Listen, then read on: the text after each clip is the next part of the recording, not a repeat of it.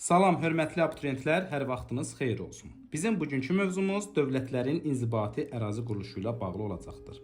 Dövlətlər inzibati ərazi quruluşuna görə iki qrupa bölünəcək: unitar və federativ. Unitarda dövlətin vahid konstitusiyası var, dövlətin vahid qanunları, qaydaları mövcuddur ki, bu qəbul edilmiş qayda, qanun dövlətin bütün ərazisi üçün keçərlidir. Yəni dövlət yalnız bir mərkəzdən idarə olunur. Federativ inzibati ərazi quruluşuna malik olan ölkələrdə isə dövlətin konstitusiyası ilə yanaşı müxtəlif əyalətlərində, ştatlarında və yaxud da mahallarında özlərinə məxsus konstitusiyası, qaydaları, qanunları ola bilər. Yəni dövlətin vahid qayda, qanunları ilə yanaşı hər bir ştatın və yaxud da torpağın özünə məxsus, yalnız həmin ərazilərə məxsus olan qanunları ola bilər.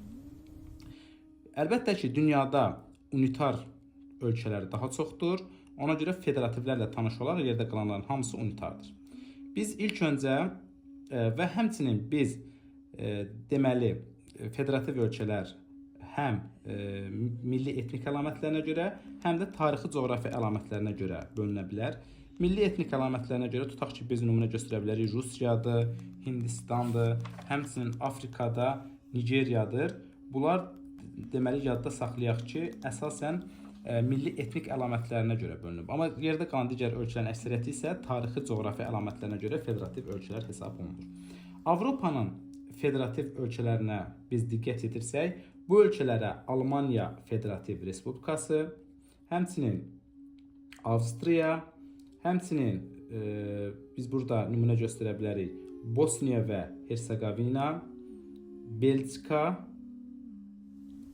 bir də ki, burada İsveçrə əlbəttə ki, konfederativdir.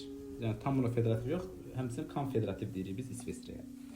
Asiyanın biz federativ ölkələrinə keçid etsək, İraq, Birləşmiş Ərəb Əmirlikləri, Pakistan, Hindistan, Nepal, Malayziya, Rusiya, bax bu adını qeyd etdiyimiz ölkələr federativ ölkələrdir.